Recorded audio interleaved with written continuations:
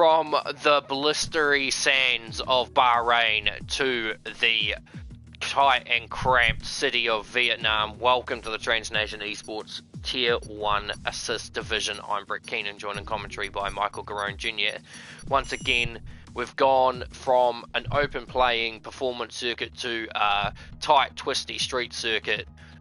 New on the calendar for F1 2020. Of course, the actual Formula 1 drivers never got a chance to race on it this season, as opposed to their COVID-19 situation. So we get to kind of take the fall for this one, and I'm pretty sure there'll be probably other leagues out there that have already gotten through Vietnam. So the Transnation Esports is here. Ooh, looks like it could be a possible wet one, which would be an absolute blessing for me. Because I know you know, but to people watching, I've been having the almightiest rant about the weather for the races. So far, only the Oceania Sunday Night League has had rain, and I'm really hoping that we have at least one wet race throughout anything spectated.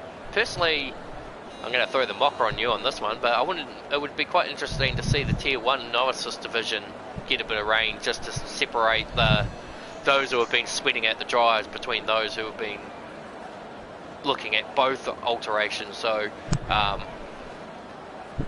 you've raced here, you've commentated here.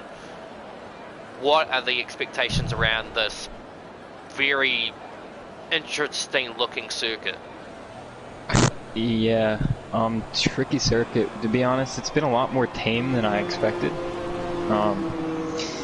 Our US regionals Sunday, I believe, was the first race we had without a safety car, which you would think would be the other way around. And then Monday, I believe, we didn't have a safety car either. So a lot more tame, I think, than a lot of people expected, but so tricky to nail a lap here.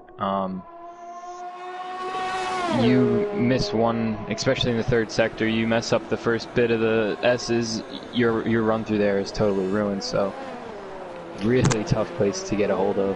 And it's especially bad in the wet. So coming through this section here, we're watching Theodore Gerasi, TZ45, coming down the back straight. Through here, I'll tell you one thing. So I qualified, I think it was about 9th, and literally it was like a complete haze of fog coming down this back straight. You could not see 100 meters in front of you.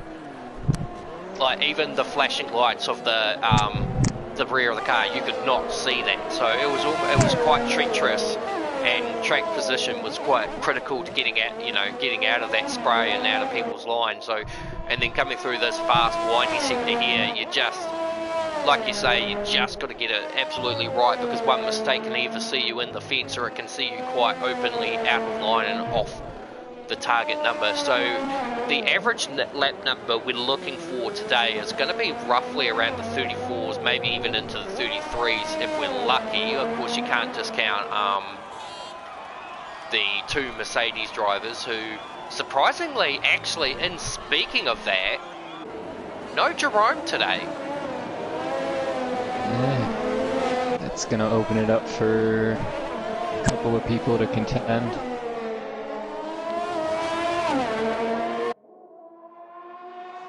Obviously, they're all going to have to contend with Mr. Piers Langford, but... Yeah. I actually thought he was in the lobby, to be honest. I didn't actually just register the fact that he wasn't. And it did say, I'm just going to have a quick scroll through the Discord and just have a quick look at the attendance for the weekend. It does say that he was going to be there. So, maybe yeah, something came up last minute. I know he was keen to do this race. We heard that he was awfully quick throughout the week in practice, so. Yeah, I don't really keep up, unfortunately, with the races at like 6 in the morning. For me, I don't actually keep up with the European regionals, at least until we enter the daylight savings process, which is actually not too far away now. So next month we go back to our summer hours, which should kind of almost make ends meet a little bit for all the European drivers. Doesn't really alter the American side all that much, but yeah, obviously it just makes it easier for the Europeans to race more comfortably. So the opening account is a 35.6 set by, there's our first 33, so 33.3 by Amar, so that's dangerously close, and then Piers with a 33.8, Anthony with a 34.7, there's David Creedon with a 35.5, oh, there's a Renault in the back there, that was Tom McNamara. He was just a little bit too edgy on the wall, got away with it, a 36.1. There's Oliver Coleman up to P3 with a 34.1. Charlie Mino 34.8, so not too bad retrospective times. And we just seen who was that just going into the wall there? That was Ryan, a 36.5 on the medium tyre, so that's actually quite a healthy time. But he's got wing damage there, so I don't think he'll be going for a second run. And ideally, when you're doing qualifying, one of the most important aspects is that it's usually throws it into turn 3. It's one run generally for a good qualifying on the soft, and maybe 2 runs on the medium to get that kind of rich window for the mediums to kind of stick in. You can't go 2 runs on the softs, and sometimes I actually feel not all. Oh, Ryan's gone for a spin and he's in the fence. He's managed to luckily avoid taking fatal damage. He has lost his entire front wing assembly, so he'll have to try and limp that car back to the pits. It'd be tough to make it back with no wing on his car. Yeah, and especially going through Sector 3 where downforce is utmost essential.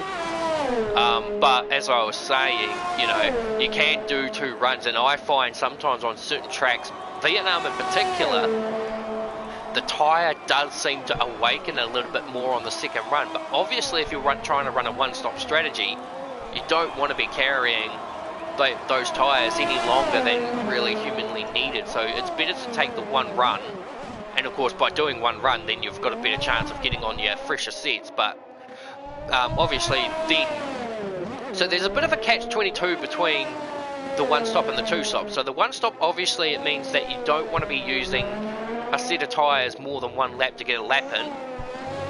But if you're doing the 2-stop, it also means that you need to kind of look after one set of the softs that you have, because if you don't, you're going to actually have worn mediums to use, or worn softs at the end of whatever stint that you decide to use the softs in. So arguably for 2-stop, you're going to want to be able to get your qualifying done on 2 sets of tyres. You get 3 for the weekend, or 4 if you do the softer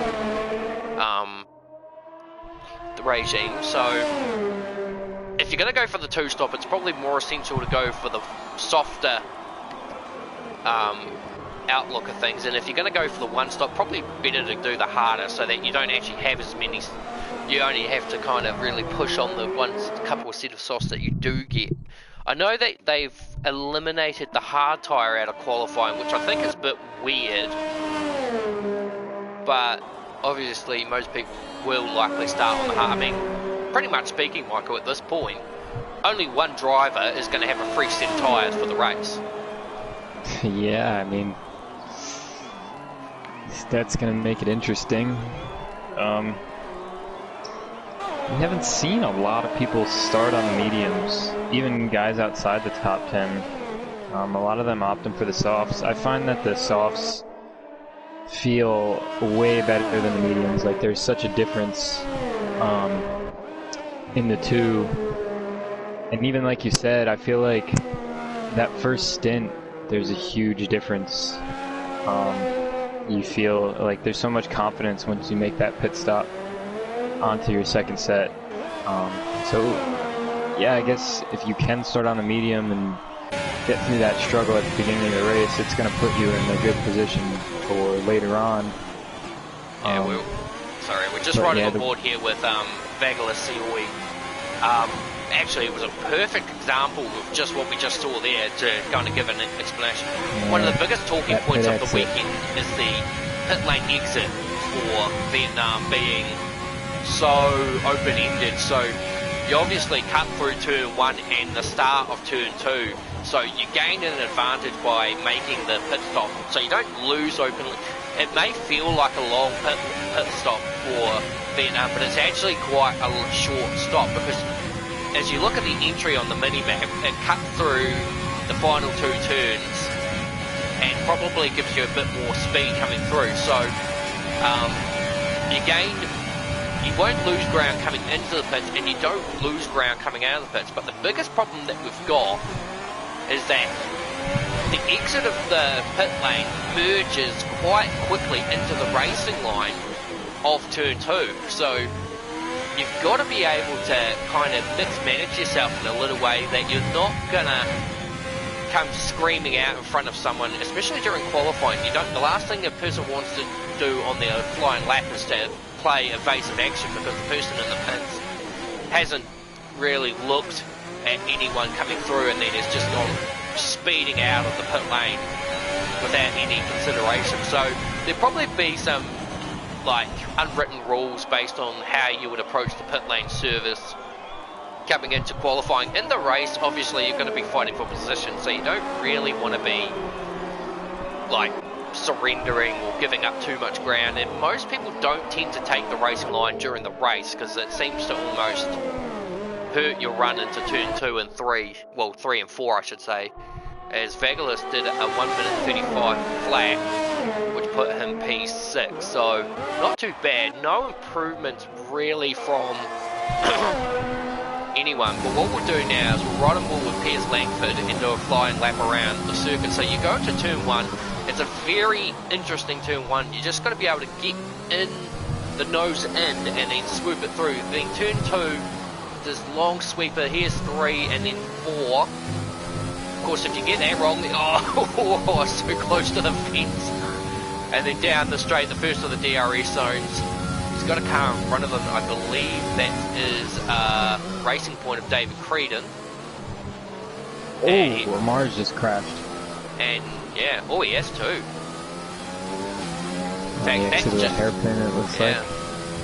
And Piers is also invalidated his lap too, so I was told initially by Phil, who I raced with in Tier 2, that apparently you can actually get away with cutting that corner just before the second swoop quite convincingly. Now, I just saw how much Piers cut, and that wasn't actually a lot. So, there must be a glitch point on the circuit where you can actually cut the corner. I'm just trying to see who's coming up towards it. It's Theodore, so we'll just have a look on called Theodore. So, the projected idea is that this corner here, people are able to actually cut through it a lot more. I know for a fact that you can cut it to a point where you can get 2 wheels over it without actually nailing the curve, and I think that's where a lot of people do find this pace. But yeah, it's hard to say because I'm pretty sure I just saw Piers do that kind of run through and he didn't end up getting the lap in, and he has since aborted and gone to the pit. So we've got a couple of comments just popping through. I just actually need to open up my stream just to see what they are. Oh, we do have a wet race, I think. I think we've got a wet qualifying for... Yeah, we do. We have a wet qualifying for Tier 3. But it's only 4 qualifying. That's a bit of a bummer. What does Tier 2... Does Tier 2 have a projected weather cycle? No, they don't. So... Well, they have a lot more people in their lobby, that's for sure. As for us...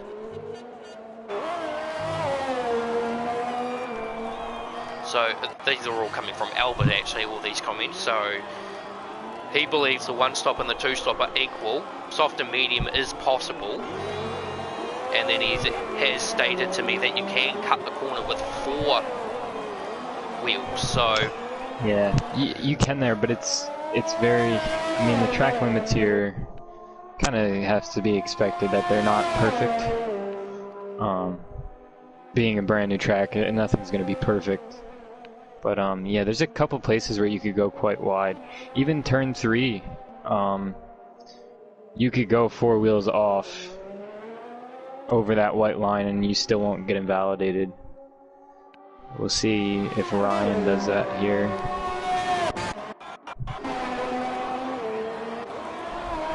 Nah, he's only 2 off. You don't really want to be going too much wider out on that corner anyway, because you do run the risk of not making 3 and 4 really that transitional. And turn 4, you can go over the curb with 2 wheels, and actually in an ideal situation, it's actually better to actually use that curb, because if you don't actually touch the apex, you've got a real good strong chance of understeering straight into the fence. And I've come to notice that quite a few times in my very many practice sessions. So you do tend to, you know, turn 3 is probably, well, turn 4 in particular, is probably one of my most trickiest corners to get right, just because you obviously do need to use the curb to get in it, but if your setup isn't set right, it can spit you out still. So it's a bit of a 50-50 of either spinning out or hitting the fence. Oh, and speaking of hitting the fence, there goes Ryan again. He's just not having a fit of it. Now, we do have a new driver that's just... Actually, we've got 2 new drivers that have just joined into the group. So I know that Damon Boa, Visa Mangete, said he had 1 person that he could invite in.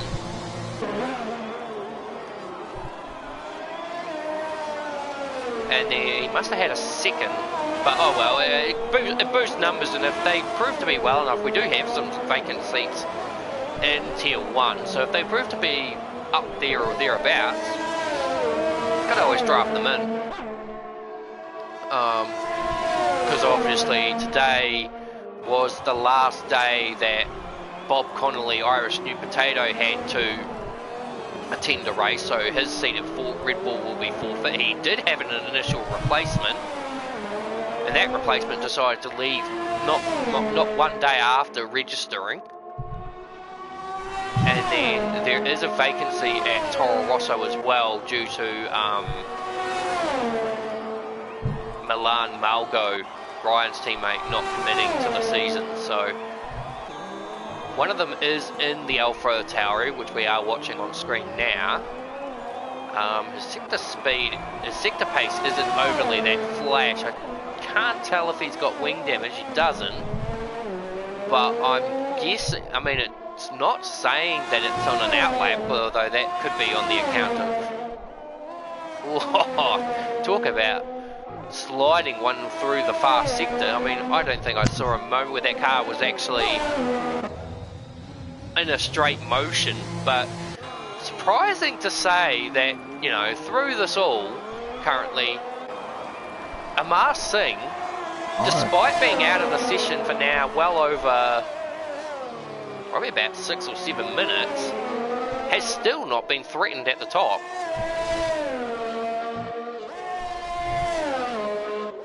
It has to be said that is a very good lap, 33.3.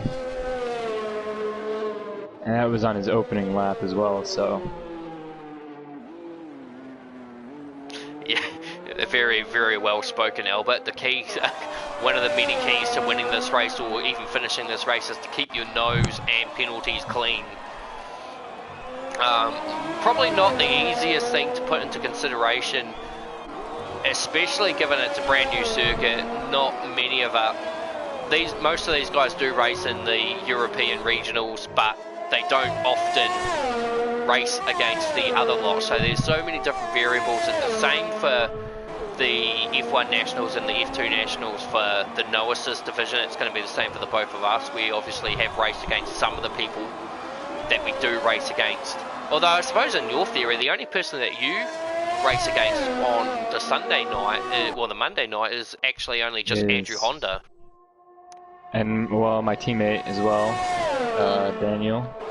Yeah, so you only got 2 people, whereas I've probably got, who have I? I've got Hamish McLeod, Jack Zeno, Harry Lillis, Mason Ward, and yeah, that's probably about it. So I've got about 4 people that I race against on Sunday nights. They'll be racing today.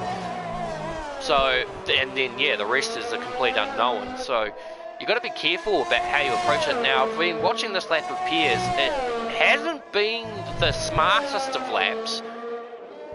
I haven't seen any purple sectors blowing off, but that also could be on the account of the new drivers turning up who both have actually decided not to set a lap, well, although that was by my own request actually. And he comes across the line, 33.2. Oh, he did it. It was all in the last sector. Yeah. He was down in the first sector and kind of equaled Amar in the second sector, and then just blew it all away in the third, but only by 1/10 of a second. Well, not even really a tenth of a second, probably looking more into the hundredths of seconds at this point.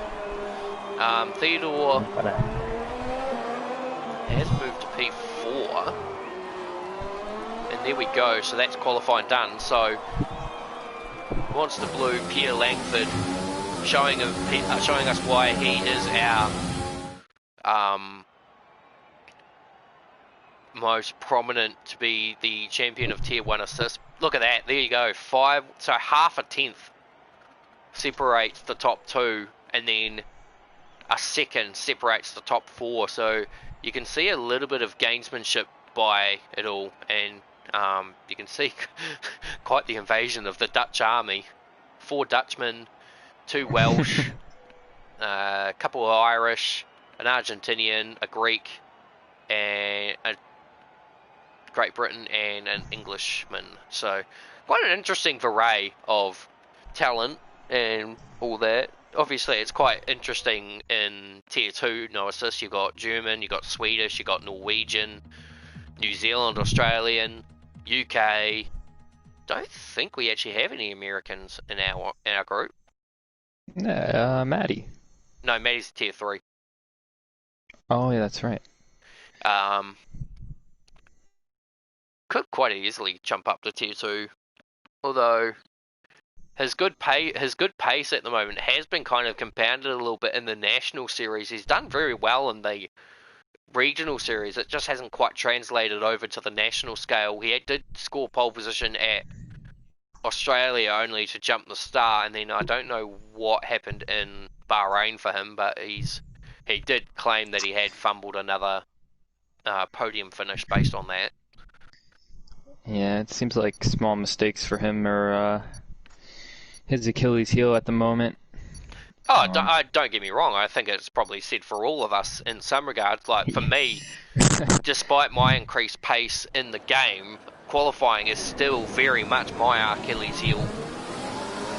Just trying to get that number in when it counts, and obviously qualifying, especially around somewhere like here, is critical. So you either, in this sort of instance, we'll run through the DXT grid in a minute, but yeah, it's kind of a critical pace that you either want to be in the front or in the back, and it does look like Furry has made it in fact to the race, so he will be acting as Jerome's teammate, well, as Jerome's replacement and whatnot, because of course his team at Haas was liberated by one of the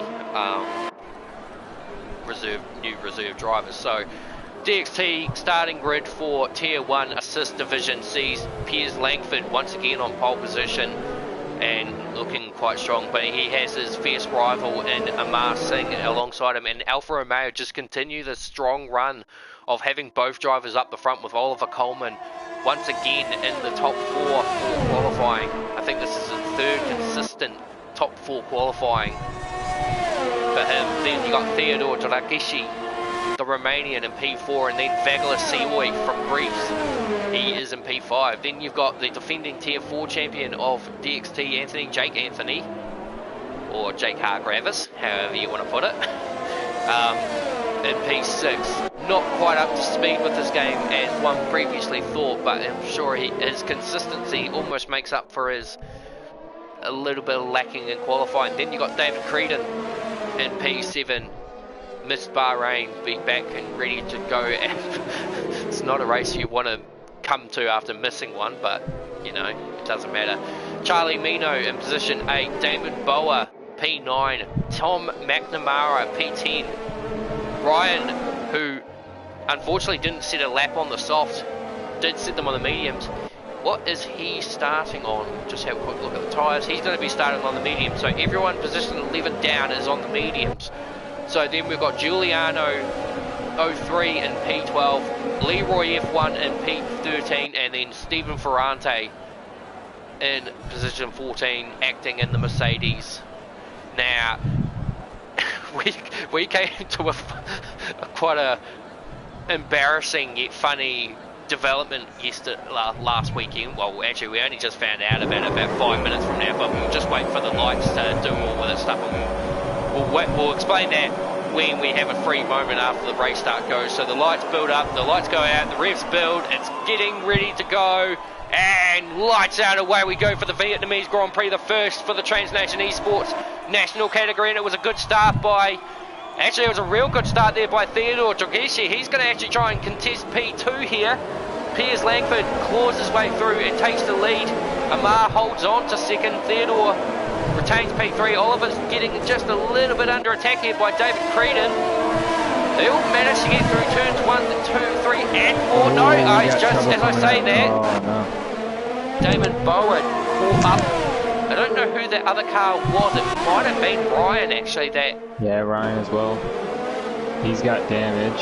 I don't know if Ryan was the perpetrator in that incident or whether that was just Ryan, the unfortunate party in it, and he's just actually thrown. Oh, he's actually just throwing it completely away, and he's brought out the virtual safety car. It's a bit. I mean, this is kind of going back to his previous times when he first started in the TNE. He just, as soon as something bad didn't go his way, he would just promptly end his race without contesting. I mean, it's lap 1 of 28. You can recover from these things, especially with a safety car. You can't give up. But you don't do all the laps. I mean, anything can happen.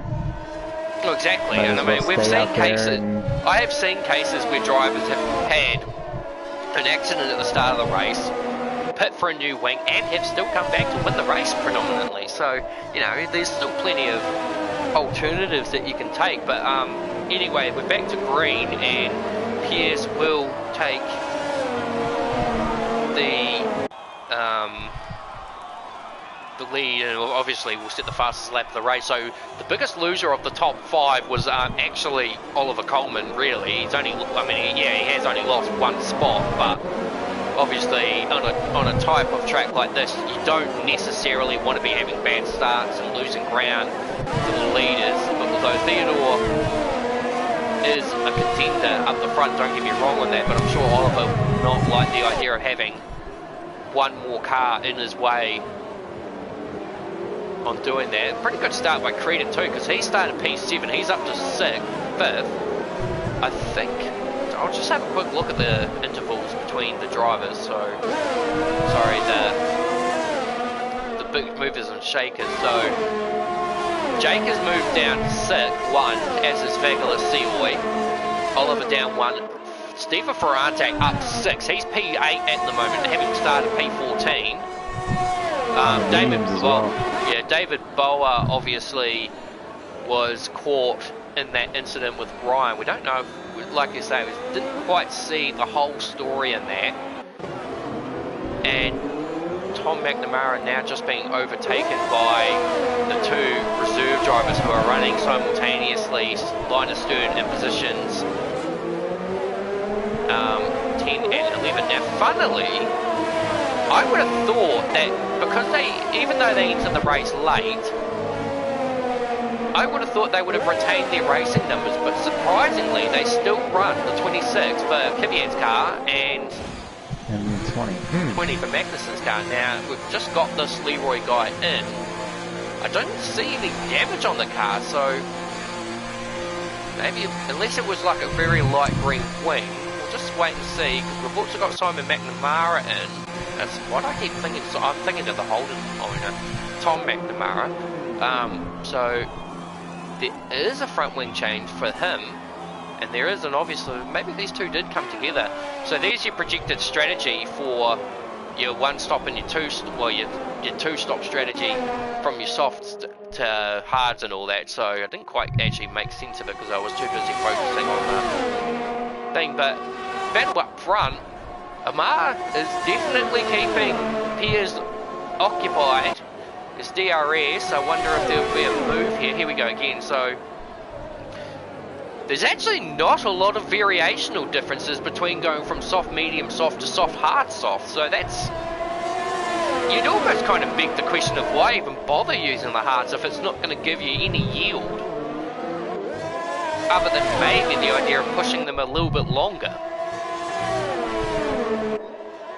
Yeah, I think soft, medium, soft is the way to go if you're gonna two-stop. Like Albert said, I think they are pretty equal. I think you could win with either one, depending on what situation you're in. I think it's gonna be situational. Well, two-stop's always going to hinge on the idea of a safety car.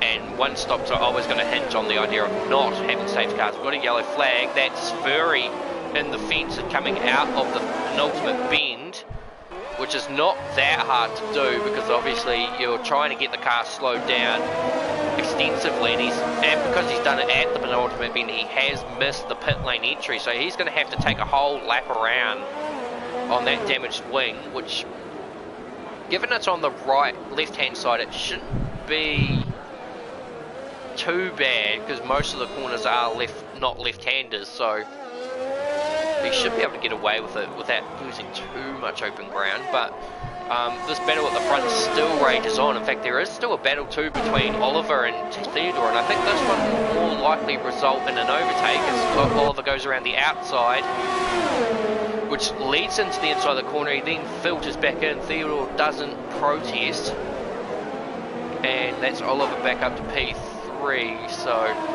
good overtake there by the Welshman.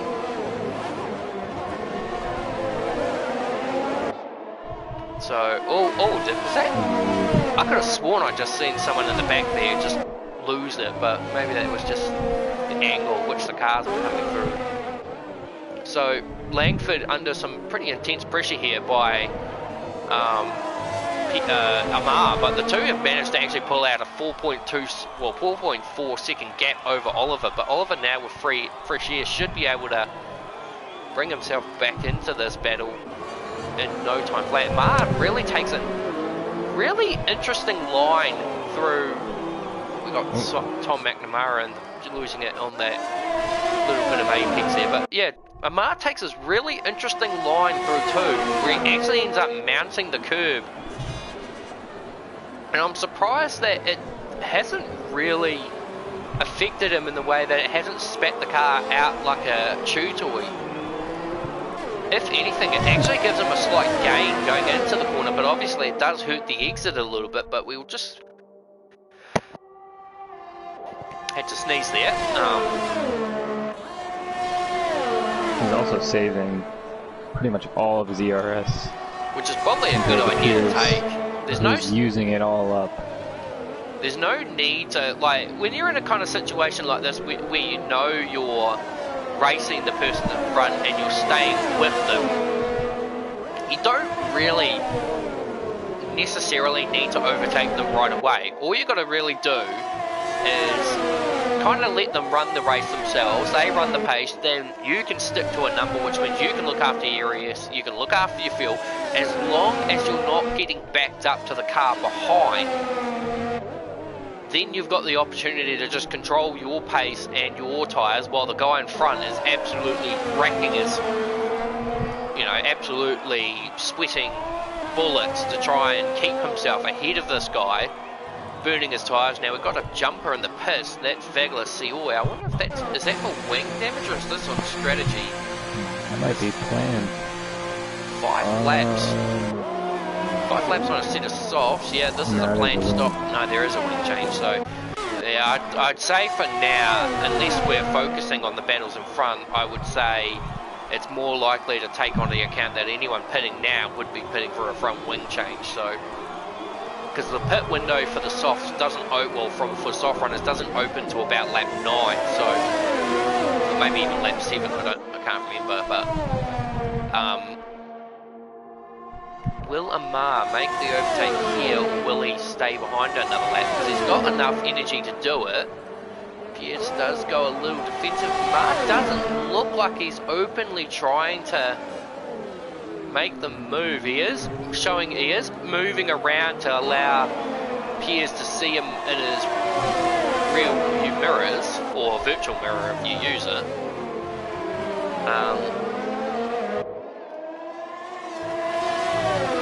But yeah, on the scheme of things, Amar just doesn't look like he's openly. Now there is a bit of a. Oh, we got a safety car. Do we? No, it's a yellow flag, I think. It's coming from Tom. Oh yeah, so McNamara has actually retired in the pit. There is a catch-22 to the situation, and that is on the basis that sorry, I'm just smelling burning all of a sudden. David Creedon 5-second pit lane penalty for speeding. For Amar, if he stays behind the car too much, there's also a duty error effect, which always plays a bit of a nasty game.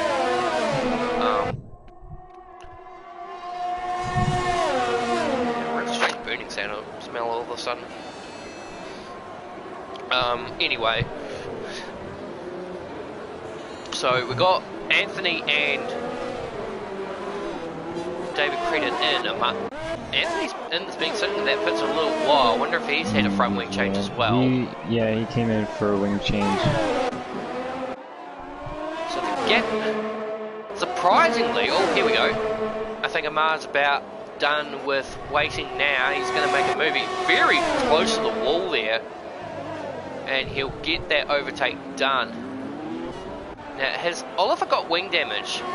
Because all of a sudden his gap to the leaders has dropped, or is increased to 9 seconds almost, and Theodore is now right up behind him. So there's no apparent damage on the front of the nose cone. Maybe he's got light wing damage, but I can't see anything too major. I just wonder if maybe his tyres have maybe he's running his tyre pressures too high and they've dropped off, and we got Amar in. That's pretty interesting. Well, this is a definite two-stop strategy. I would, and Oliver's in as well. This is. It's going to compromise Oliver quite a bit. Well, is it? Let's see. So pit crew. Yeah, they're going to sit there quite a while. Not really. Maybe only about a loss of 1.5 seconds. Well, he's being held. There's something going on here. Maybe that's just desync from our end. Hard to say, but he was held in the pits a long time. I didn't see a wing change either, so that's hurt Oliver a lot more than what it should have. So what does Piers and Theodore do in this matter? Are they going for the one stop, or are they now going to have to be forced to cover? I think the Theodore will be alright, because obviously that longer stop from Oliver has probably pulled him out of contention for the podium for the time being. Nobody else really.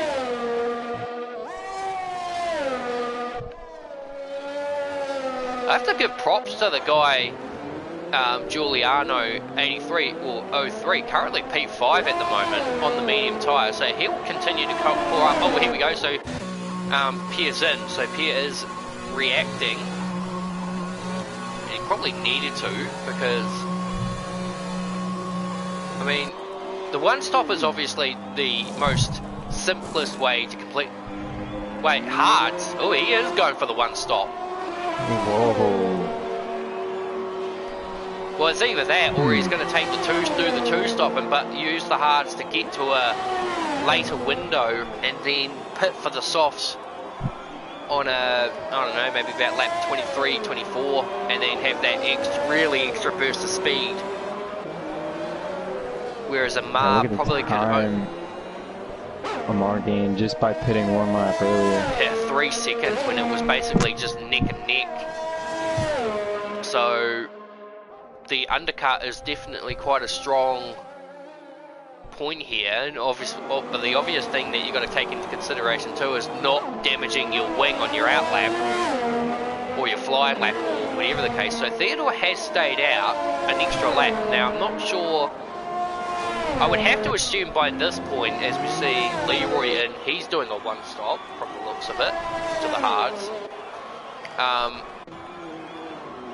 I would think, based on Theodore's thinking, that he's probably going to do the one stop as well, but is he going to try and do the one stop of soft mediums as he locks up massively into... I think by this point, yeah, he has committed to going soft medium.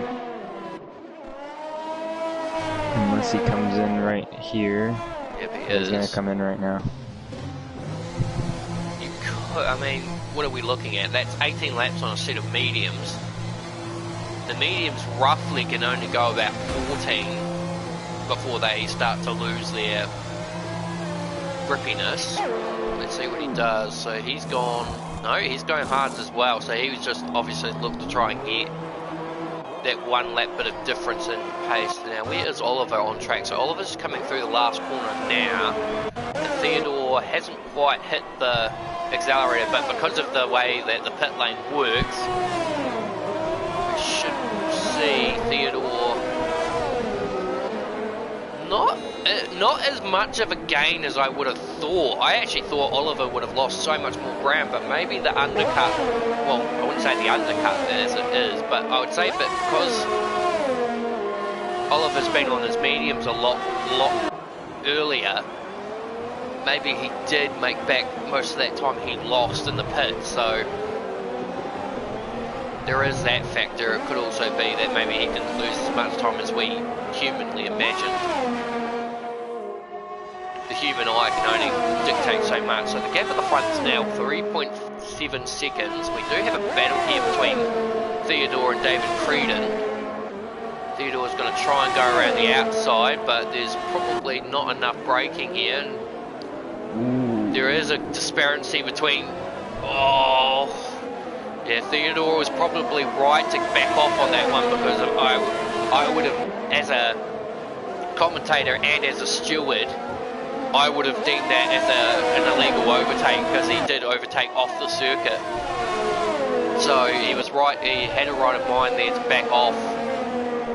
And probably that as well, and it was probably because of the curvature of the corner, Creedon would have probably tried to bring the car out wide, so Theodore probably anticipated that and didn't want to have his car basically shouldered into the fence, so he did a good call there. So the race order at the moment, we've of course still got a few drivers needing to service their pit stops. Amar Singh leading from Piers Langford, then we've got the Giuliano 03 and P3 on the medium tyre. He still has to service a stop. We've got a guy in the back, I think the Leroy guys just had a bit of a moment through the fast S's. Now, I don't know if Stephen Ferrante, yeah, he has wing damage, but I don't know if these two were caught up in an incident, or maybe one has gone off and the others ended up being an unfortunate victim in the situation. But either which way, they're both in and both have wing damage. Now, because we don't factor these drivers in this weekend as drivers, currently Furry is sitting in P...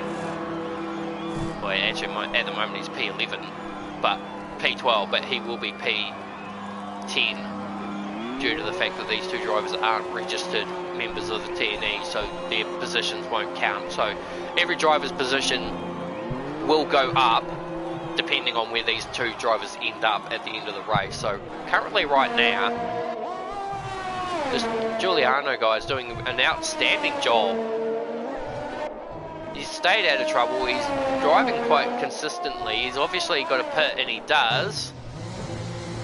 So he, based on this, I would say, you either go the two stop, which means chuck on another set of actually, you probably... I think he'll go soft to the end. We'll just see. It doesn't look... I actually think he looks like he's going to go mediums. On the hard. So he's just doing the more safer one-stop strategy. So for people watching, there's two types of one-stop strategy you can take.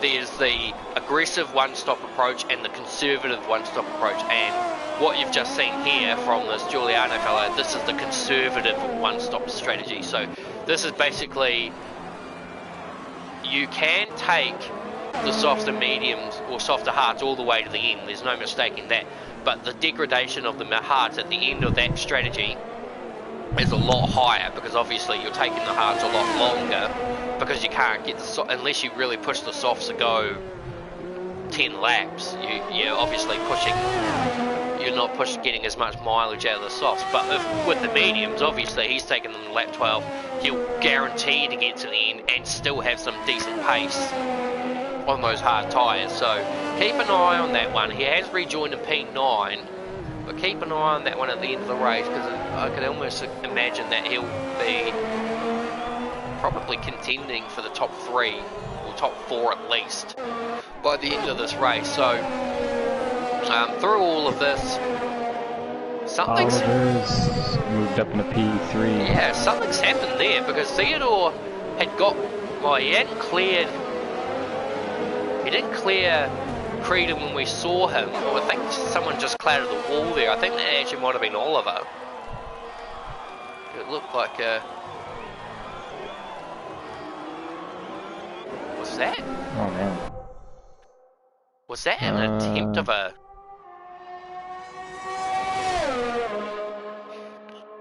A 10-second time penalty versus usually with a DNF usually means he attempted to try and take someone out, and given it was very near him at the time, my guess would be that it was very... We got Piers Langford as damage. Does he? Oh, he does too. He's missing an M plate. So that's interesting. What about Amar? Amar's clean. That would explain why the gap is starting to increase more. Back to my point, let's see. So Amar's got no damage. No damage there. Theodore, but yeah, I was confused because Theodore was ahead of Oliver, as was Creedon.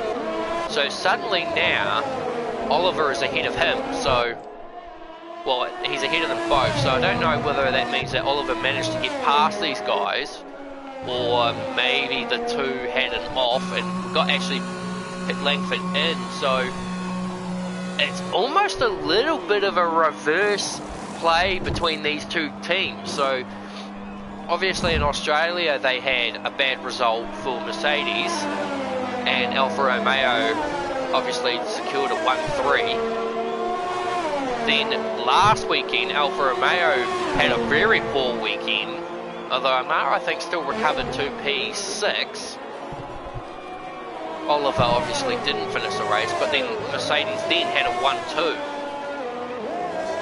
Today, well, we got Langford now pitting for tyres, and the only other scale thing is that Ferrari won't be scoring the points that Ferrari will be getting won't be going towards Mercedes, but they will go to Haas, obviously, because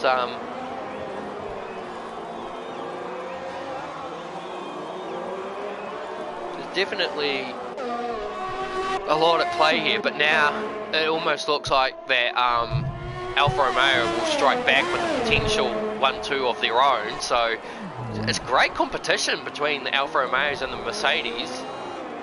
Very hard to really kind of put together who the best of the rest would be at the moment. I mean, we know how the two Williams boys are. Their race consistency kind of makes up for their somewhat lack of qualifying pace. I mean, it never fails. The two of them just go about their race nice and quietly, and they always put in the good results. Which must be showing a bit of lacking with Boniface not here today, because Anthony just has... Oh, he's got he's got quite severe wing damage too, actually, so I'm surprised he hasn't actually taken the initiative to get off that wing and put something fresh on, because he's guaranteed points. At this point in time, there's no... Unless he doesn't finish the race, within 90%, he's guaranteed points. So I'm not so sure as to why he's decided to stay out on this, but it's hard to say. But look at that gap from Amar to his teammate, 22.2 seconds. Yeah, that's nearly he's a whole. got a free pit stop. Yeah. I wouldn't. I mean, well, I mean, obviously, he probably is going to be expected to come in because, well, I mean, unless he's going to try and take the gamble and taking these all the way to the end, which, what are we at, lap 6, and there's still 13 to go, so that'd be just shy of 20 laps. So it's feasible. He's got the gap that he could back off and control the tyre pace and obviously go to a number. Now, people at home wondering or asking the question, what would be the best way to look after your tyres in a race? One of the most common principles that I've learned throughout Formula 1, supercars, or any type of motorsport principle, discipline as they call them, it's racing to a number. Now, what we'll do is I'll show you. So I'm going to run the lap counter or the lap display, which we usually only use for qualifying,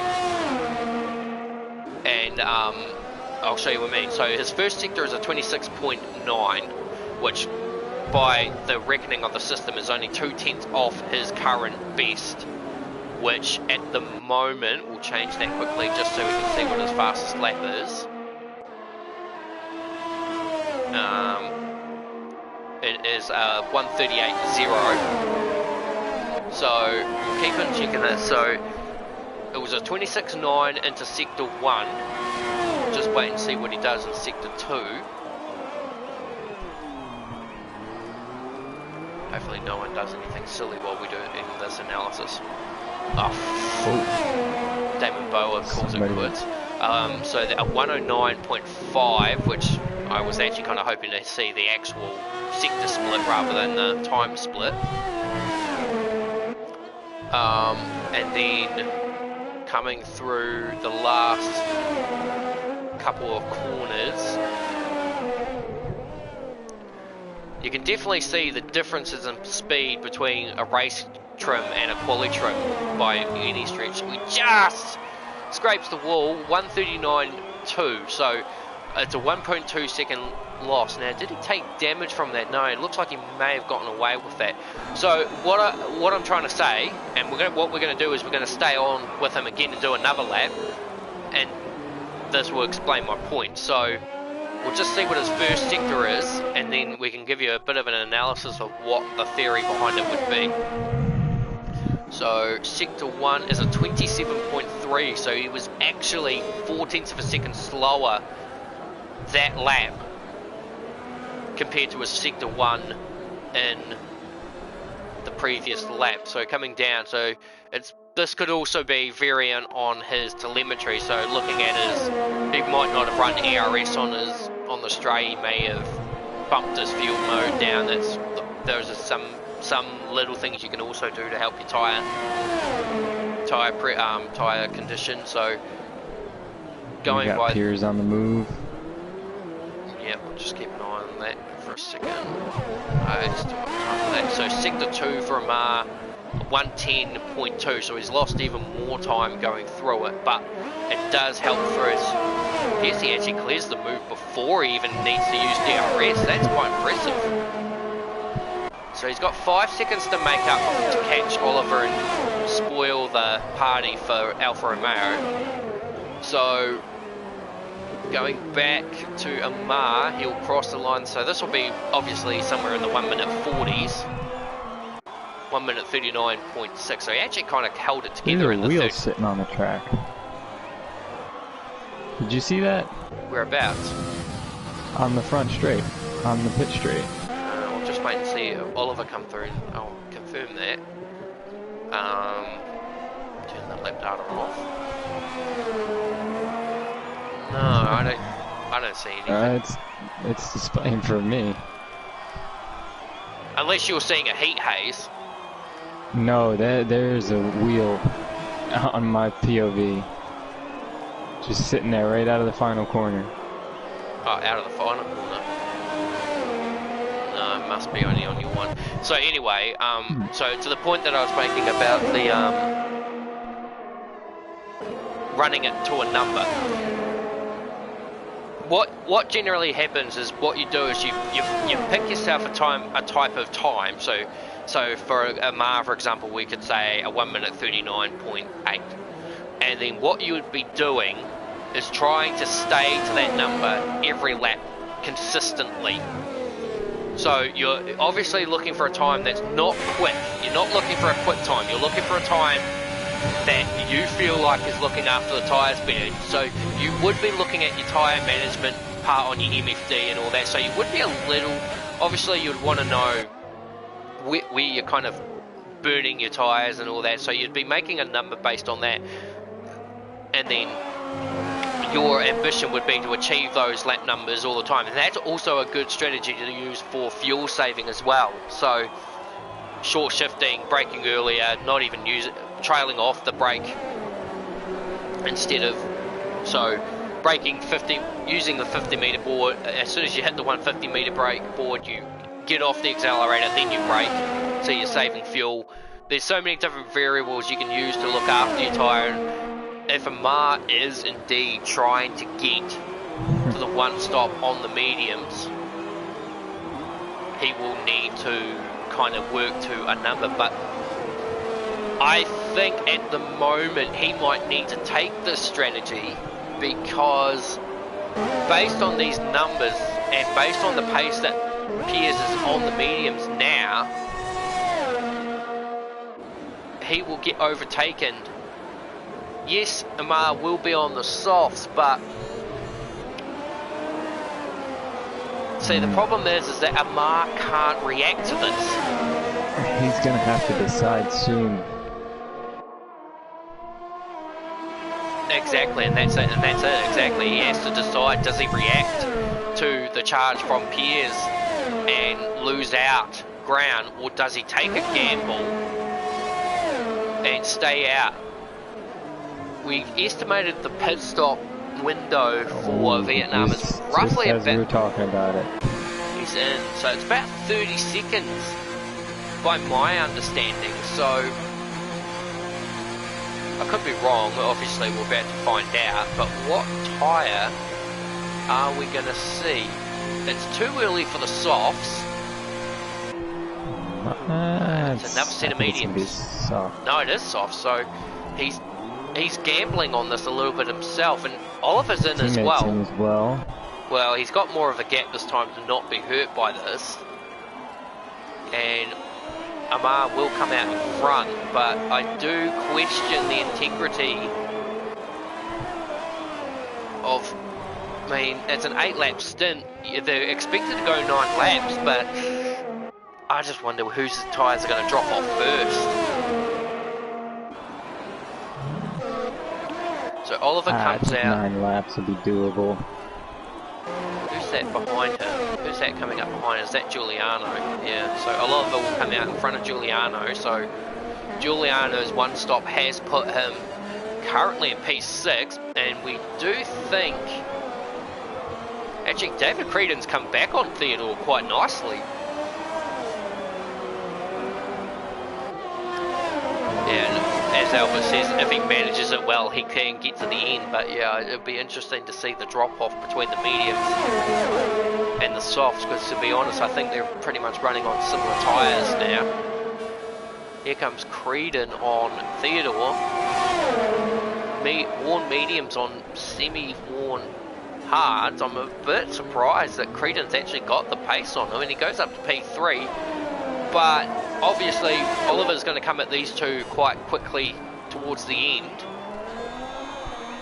And also don't forget that a new segment of Transnation Esports that will appear on Wednesday night is a new teammate feature where we'll be interviewing teammates to certain tiers, certain teams and all that.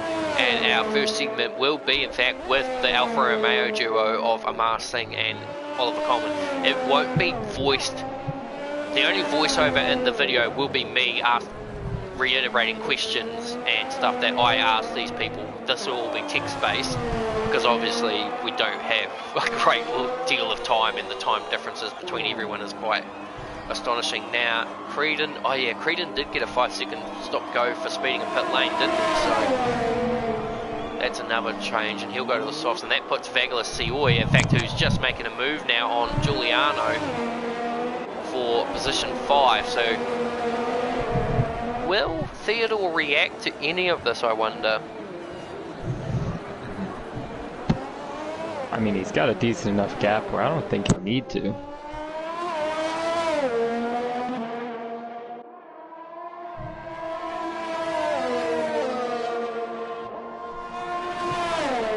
And he's got to expect Oliver to be there within the next few laps.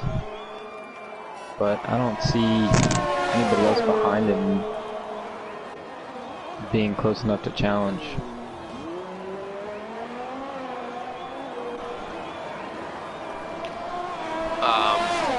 Yeah, so he'll be losing ground, and Oliver now doesn't actually have to worry about, obviously, Creedon and all that, because they've all now dropped to, and there's Amar with a 36-0. So like I said, when you go into a number on the mediums, you'd be looking at about a 30, obviously a 39. On the softs, you'd probably be wanting to be about in the 37s consistently to look after those tyres. And yeah, Piers doesn't really have much of an answer for him at the moment, but given the drop off, I'd say that'll probably change as well. But yeah, the battle for third is definitely going to be a drop to the line between Theodore and Oliver, and that will be a good bounce back for Oliver as well. Just in general, it'll be a great bounce back for both Alfa Romeo drivers, given their woes of Bahrain. So there's obviously going to be a lot to kind of ride into the end of it. And of course, don't forget, for those who are watching that aren't part of the Transnation Esports, that the no assist tiers will be about half an hour after the conclusion of this race. Tier 1 will be streamed. Tier 2 is up in the air at the moment, as we don't have a streamer. We might have one, but it's a really up in the air sort of situation, so we may not have a Tier 2 commentator and streamer. Or at least if we do, it won't be until a little later in the piece, and it might not necessarily be on our YouTube channel. It could possibly be under DXT Hobo on Twitch. So we do have a commentator that can come in, it's just that he won't be in until a little bit later, so we don't know how far along we can claw in. But in any which case, we've got a good battle here between Oliver and Theodore now. So Oliver's gotten within a second, or getting there. He'll have DRS most likely by the next straight. Where is the activation point here? It's just coming up. Oh yeah, they're just going through it now, and Oliver's well and truly within it. You can just see the varied differences between how the hards operate and how the softs operate, Michael. It's quite astounding. Yeah, I don't know. The hards just don't feel very good here, especially. Did a little bit of practice on them and didn't like the feeling of them at all. Should see an overtake here. Just bit of a tall order too, but I wonder if Vaglis will end up getting to the back of Theodore before the end of the race. Not much resistance from the Red Bull driver, although I suppose he does know that he doesn't really have anything to offer against someone on the softs, and the gap at the front's gone out to 11.5 seconds, so Lamar I don't think is actually all that worried about how much tyre wear he's using. I think he's just trying to get the gap and then we'll worry about the drop off when he needs to. So probably a good idea in personal perspective. If you're a little bit concerned about whether you're going to make it to the end on the tyres or not, it probably would be better to just throw shit to the wind, pull out a gap and then worry about your conservation when the driver behind's tyres probably aren't quite up to the challenge either. I wouldn't be surprised though if we saw Langford come in and try and go for fastest lap. Yeah, it's getting close to where he's got enough space to come out in P2. And even if he didn't, he would definitely have enough pace on the softs to challenge Oliver for the P2. So still a good weekend for the Alfa Romeo with 2 1-3s in 3 races. I'm sure they would have loved to have had a 1-2, but I guess in saying that, in the theory behind it, I guess Pierre's making that mistake and breaking his wing probably actually served almost to guarantee him P2. Which is a very weird, you know, it's almost weird saying that to say that someone who actually damaged their own race hasn't actually cemented a position in the race by doing it. I mean, if it was someone like me, obviously I wouldn't be able to recover from that and be where he is. So it's a general placement of pace. So the fact that he's got so much pace on him has meant that he's been able to retain P2, even though theoretically he probably should be maybe about P5. Yeah, I mean it's quite interesting that even when somebody has a bad race, they're still guaranteed a P2. It's pretty insane to see somebody who is this solid. Well, exactly, and to come out of it and say that at the moment, this season, your worst result is a P4. And that was on the account of similar circumstances. He knocked his front wing off, he had to pit and he made a comeback. That's nuts.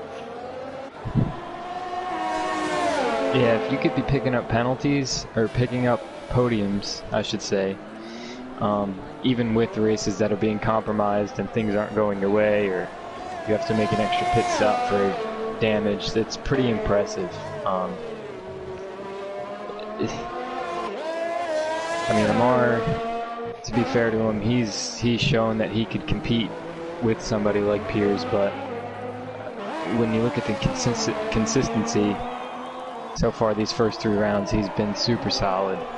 Well, and that's it. I mean, when you compare the two on that basis, Amar, who had an absolutely shocker at Bahrain, who inadvertently fell a lap down, but managed to get the lap back and recover for P6. That's not bad, but when you take it into consideration compared to what Langford's gone through, it's like, it's just so easy to, you know, we talk about Langford quite a lot. We in the Combox and pretty much most of the division, and probably even most of the league, are almost 100% back that Langford is going to be the Tier 1 champion. But, you know, it gives you the like, most people kind of say that they're going to win the championship and all that stuff, but they don't necessarily back it up. Whereas Piers, well, he's just been doing that solid throughout those 3 races. Yes, he didn't have a good race in Australia. Yes, he's not having the best of race today, but it's still taking advantage of those mistakes and not losing too much ground. Whereas Amar, unfortunately, last weekend in Bahrain, just couldn't get the car right, couldn't get it on the track, and he lost a lot of ground. So this win will obviously bring him back into the title contention, but he's gonna need to be sure that if he wants to take it to Piers in the championship, he can't have any more races like Bahrain.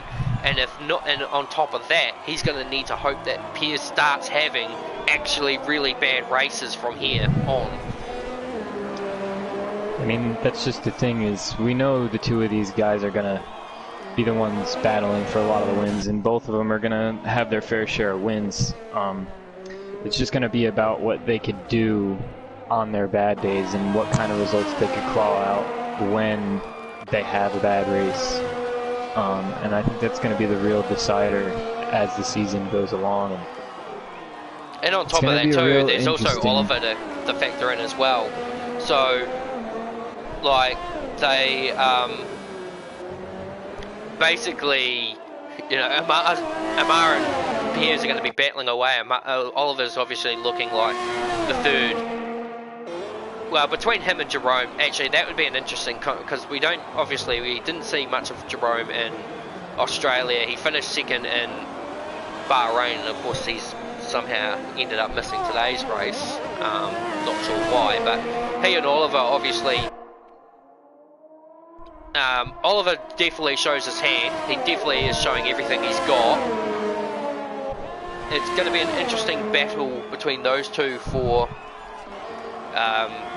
position 3 in the championship, but obviously with Jerome missing, to answer your question, Alex, I have absolutely no idea where he is.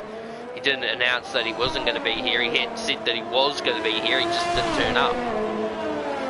As for what happened to Ryan, Tom McNamara, Damon Bower and the new guy Leroy, Damon Bower retired in the pits. I think he had too much wing damage, or was getting too much wing damage. Tom McNamara was the same, I believe. He retired in the pits. And then Ryan subsequently rage quit after 5 corners after an incident with Damon Bower. But according to sources that I found, apparently one of the Renos was the culprit, and they believe it might have been Charlie Mino. As for Leroy F1, I have this belief, and I don't really like making accusations on live television, but just from the not the footage, but from what I saw on the mini-map, the fact that the guy got a 10-second time penalty, and that he DNF'd straight after that, it was under my belief that he was attempting to take someone out of the race for something that happened, and I believe that person would have been Stephen Ferrante, who's actually just been put a lap down by his teammate. So we're hoping that's not the case, but obviously there's not enough conclusive evidence to prove that it wasn't the case either. But I digress from that, because Amar Singh is now about to round the last 2 turns, and he will claim the first blood in the Transnation Esports National Series and wins the Transnation Esports Division 1 Assist Vietnamese Grand Prix. And it will be a 13 second in the end, back to Piers Langford and Oliver Coleman. I think actually Ferrante might have hit the outside wall on the penultimate bend, you could just hear it. And Oliver Coleman will make it his second podium of 3 races, so well done to Oliver, and Alfa Romeo seizing opportunity to take more points away in the championship for the constructors. Theodore Jonakishi clobbers the inside wall, but takes P4. And Vagelis nearly actually, remember what I said, that there would be a last lap battle between him and Vagelis? That was pretty much nearly there. Yeah. Vagelis did draw that gap quite in near the end, just not enough. I think Vagelis did have a penalty as well, so that's probably why the gap is larger than what the video foot shows. And then Charlie Mino P6, David Creedon P7, Giuliano in his first race will finish P8, having started P12, so a good result for him. And Anthony, a very distant P9, he'll be disappointed by that. I believe he's going for a fastest lap right here. No, I don't believe he did. It didn't show up on the screen at least, so we'll take this time now to grab our top 3 if they are willing to converse with us. I'm sure they will be more than willing to. And they're actually on the top of the list too, so it's quite easy to get them. So we'll just wait and see. So there we have it, our top 3, Alfa Romeo 1-3, Mercedes P2, and a great result for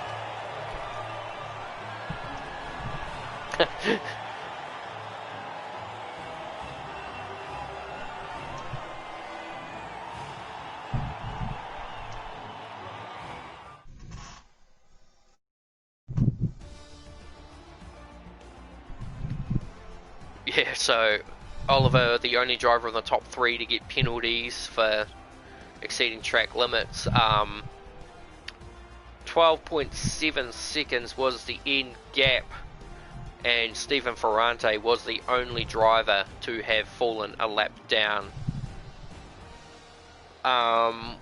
Obviously, first lap casualty was Fireshot Ryan DeMann. We kind of really don't know why he didn't just continue onwards, but I suppose we'll probably talk more about that off air. But anyway, we've got Piers Langford here at the moment. We'll wait. Well, I'm just going to quickly move myself and take a piece from Lane Etherington or the Smegs book, and I'm going to quickly move us to the, when it decides it wants to load through, leave this thing and then go to the car viewer. So he had a really cool idea, and I saw this on the Monday League broadcast, and I thought this would be a really cool idea to implement, so that we're not just staring at the open lobby all the time. So we'll go to the thing and we'll go to the Mercedes, because obviously we're going through. So Piers Langford, congratulations, P2.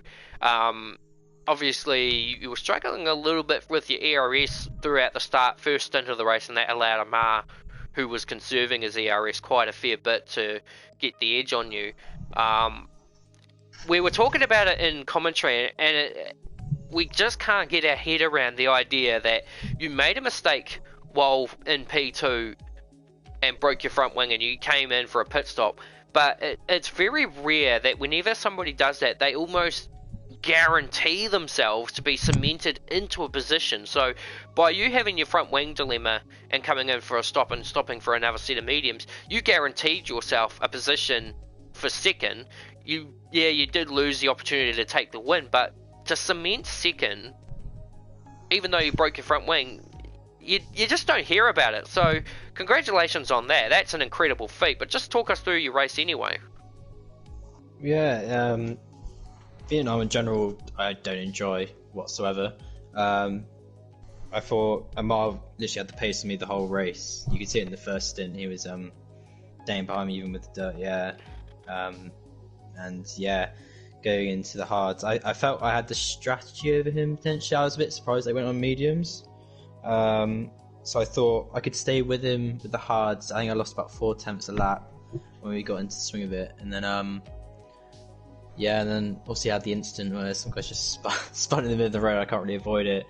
Use my front wing, and then I didn't actually get too angry about it. I was just kind of like kept calm, just tried to get through the field and just get that second place that I knew. First place was never on the cards. So yeah, no, I'm happy with it. Then in the end, it was a good race. Okay, so your front wing damage was actually as opposed to a racing incident. So we didn't actually see that. So that's an interesting telling point there. But yeah, we're often amazed by your pace. It's so it's always so riveting to see you claw your way through the field, and like we were saying, P4 is so far your worst result in the season, and that also came to this kind of a similar symptoms that you had this weekend, except obviously we lost a lot more ground by what happened in Australia. But you're definitely showing your hand. Michael, do you have anything you want to add?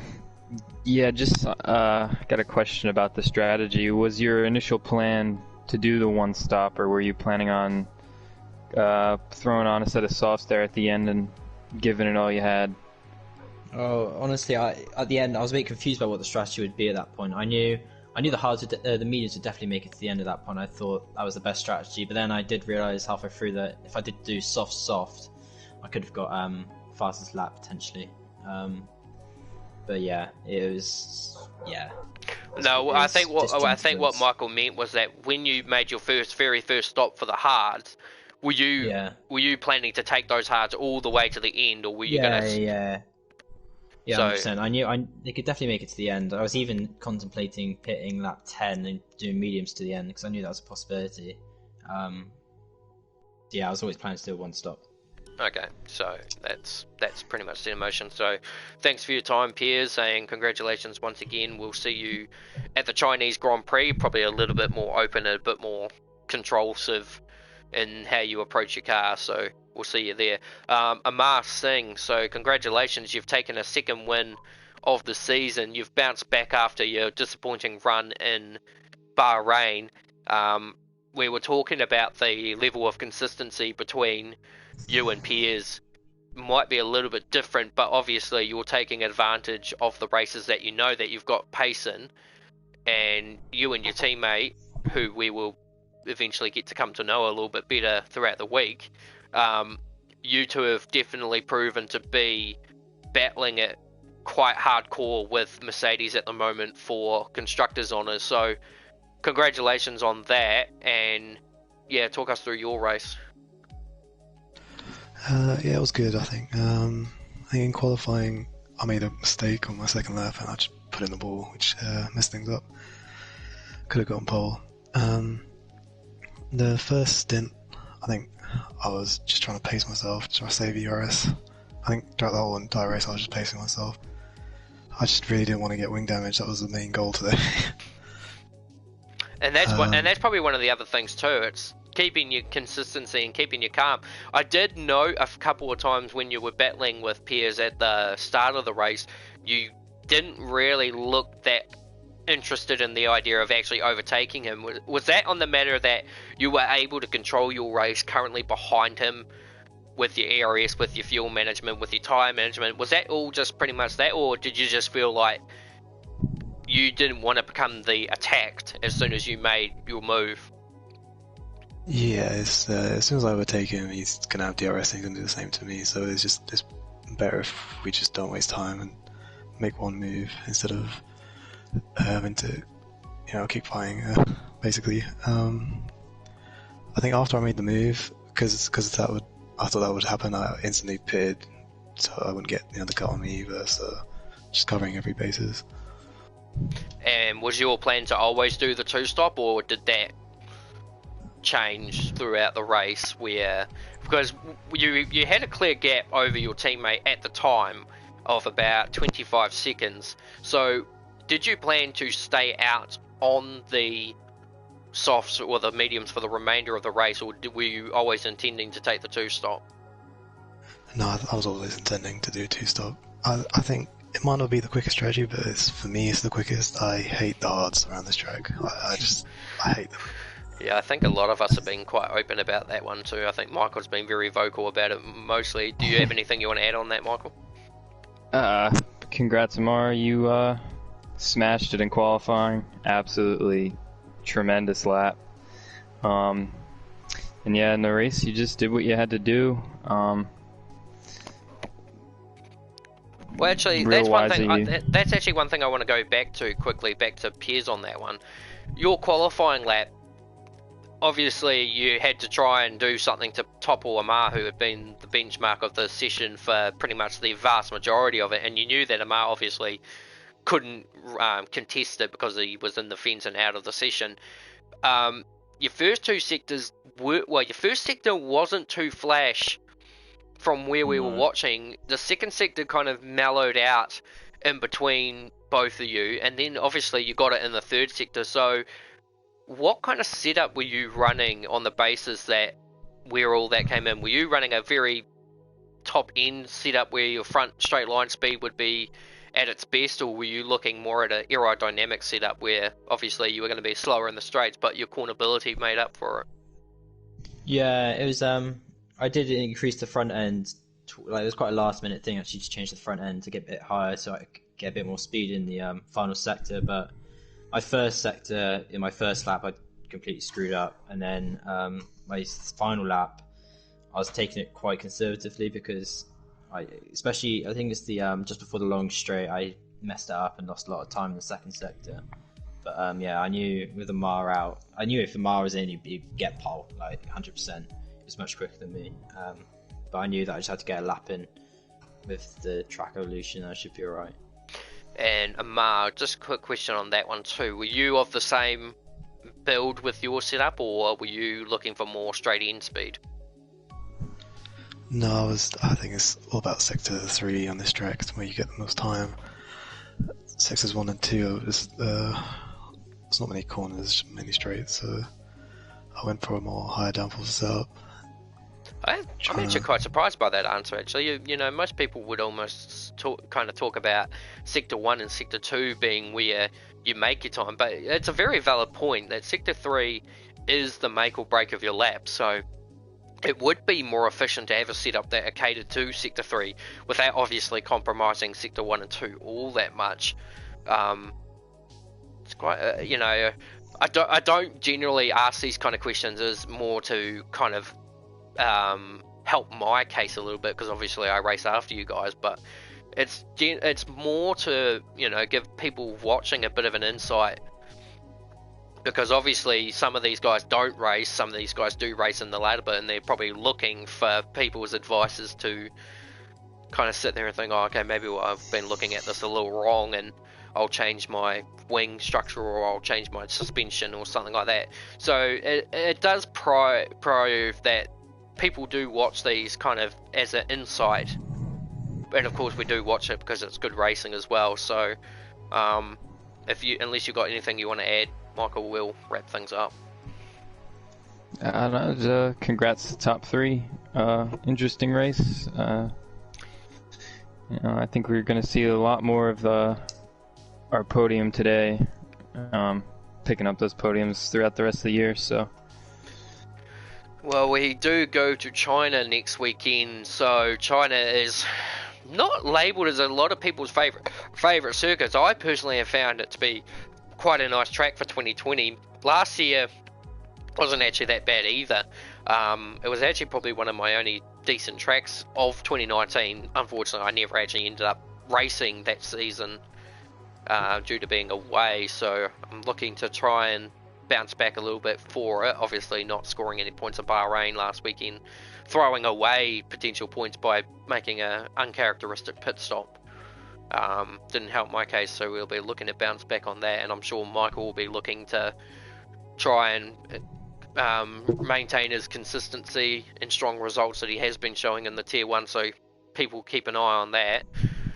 So we do have 25 minutes until the start of both, the next 3 divisions of Tier 1, Tier 2 and Tier 3 of the No Assist division. Commentary for the No Assist division, I believe, will be Robert Hildebrandt and Michael Poland. I believe Stuart Leslie, who didn't race today, is away, so Robert will be once again following that. Tier 2, we don't know as of yet. We're hoping it's going to be Lane Everingham and Jake Anthony. If not, it might be Dan Weir and Jake Anthony. And then Tier 3 with commentary from Oliver Coleman and Jay. Now, surprisingly, I find that a bit miffing that Oliver's commentating for Tier 3, yet he can't even come in and say hello to us in the com box for his podium, but I suppose he's probably just getting himself prepped up and ready to go. So, without further ado, Brett Keenan and Michael Garone Jr. sounding out from the Vietnamese street circuit, and we'll return. Well, there'll be a race tonight for the Oceania Series at China. We'll return again to China for the National Series next week, but of course we'll still have the US regionals and the European regionals taking point in that. So thanks for watching, everyone. We'll see you next week.